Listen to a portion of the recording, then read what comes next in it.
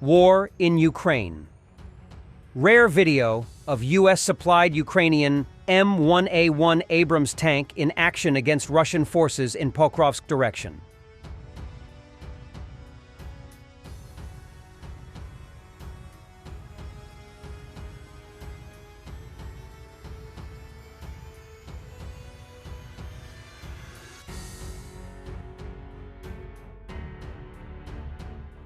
In the Kharkiv region, Ukrainian drone operators from the 3rd Assault Brigade successfully destroyed hidden Russian positions, including a camouflaged howitzer and MTLB vehicle.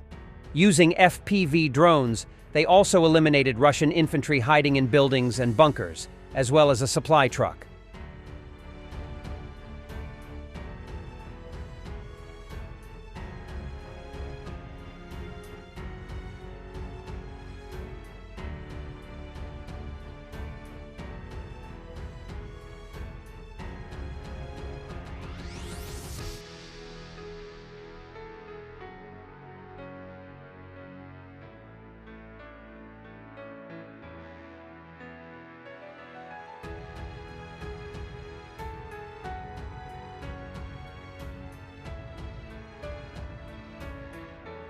Eastern Ukraine, a pair of Ukrainian Army Aviation Mi-24P Hun gunships fly near the front at low level.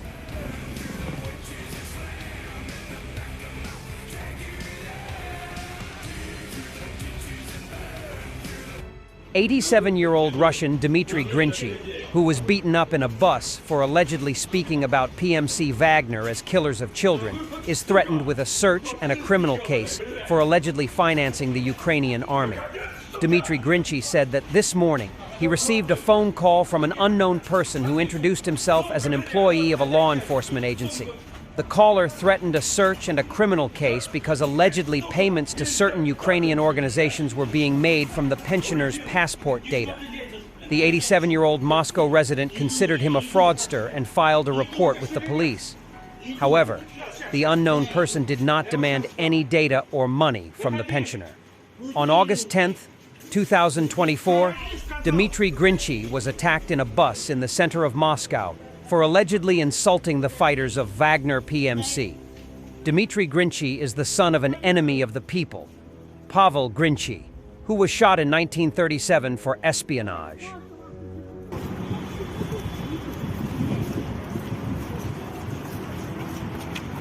Yurievich, Russian military doctor and sadist, involved in tortures and murders of Ukrainians since 2014, is now scared that the Ukrainian army is going to capture Kursk and Belgorod in Russia. He advises locals to save themselves and warns them about possible torture. He clearly cannot imagine any other scenarios other than what Russian army does in occupied territories. Despite its bravado, Russian military are very scared of unexpected moves by Ukrainian armed forces. Сообщение, сразу скажу, очень неприятное будет для всех, поэтому у людей будет нежелание слышать меня, нежелание принять эту информацию. Соответственно, я заставлять никого не собираюсь. Я чувствую большую моральную ответственность перед людьми, за которых мы воюем, защищаем, перед населением нашей страны. Я, соответственно, считаю необходимым сделать это заявление. Первое. Обстановка сейчас на фронте гораздо хуже, чем в 2022 году. Просто вы, дорогие гражданские, этого не знаете. Что вы хотите? 52 страны воюют против нас, а население всей страны живет, с первого до последнего человека, живет по принципу никакой войны нет, есть специальная войсковая операция, которая меня не касается, никаких мобилизаций не надо, ничего делать не надо, все как-то само собой разрешится. Очень большая вероятность, что уже этой осенью будет предпринято крупное наступление противника. Наступление будет заметно больше, чем под Изюмом, гораздо большими силами, и, скорее всего, сильно превзойдет то, что было под Курском совсем недавно. Не исключено, что противник займет даже крупные города, в том числе под угрозой находящиеся к нему на юге Курск и Белгород.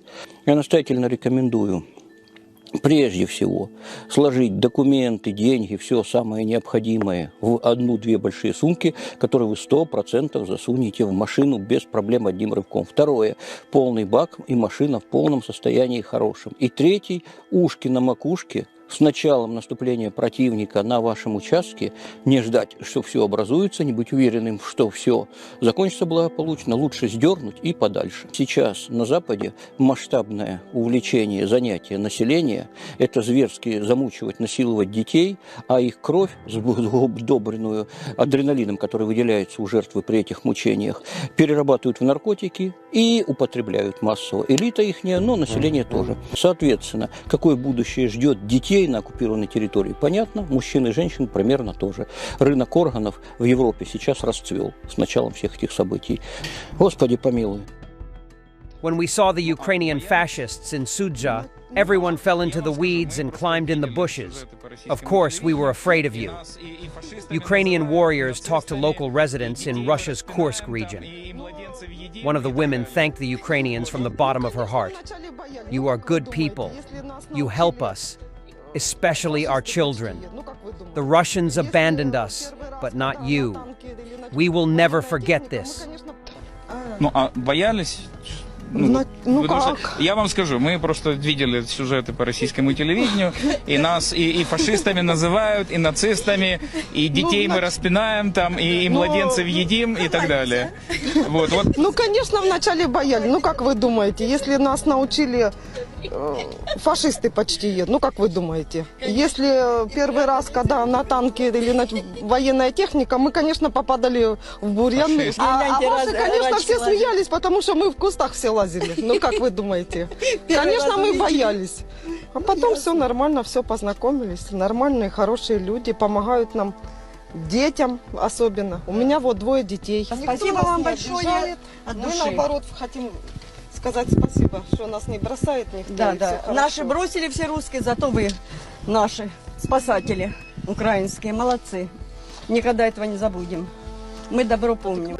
Lavrov signs agreement with Burkina Faso on non-use of weapons in space. Try not to laugh challenge. Лавровым и министр иностранных дел Буркина-Фасо Карамоко Трауре. Shia protesters take to the streets in Bahrain to clash with the security forces after Nasrallah's death. 55% of the citizens in Bahrain are Shia Muslims, but the Sunnis hold the political and economic power. There was an attempt at a Shia revolt during the Arab Spring.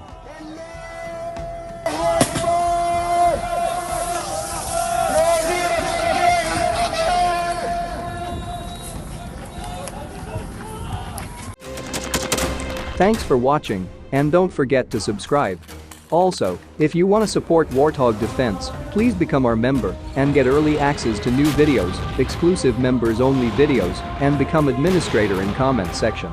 The membership link is in the description. Every day. We had a guy last week, it's 6 rescues in 6 days. You know, he's doing the job every day.